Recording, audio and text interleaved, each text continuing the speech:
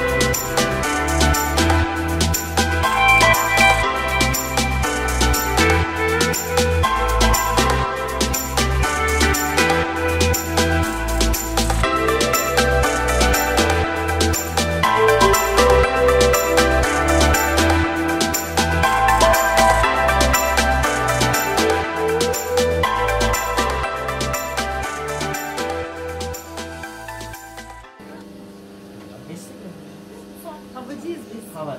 Uçmaya devam edelim. Böyle yapalım. Siz uçun hocam.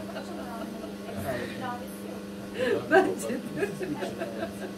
Çok güzel bir seçim. Benimki şey oldu, tabak oldu. Bayağı orijinal yani bunlar gerçekten.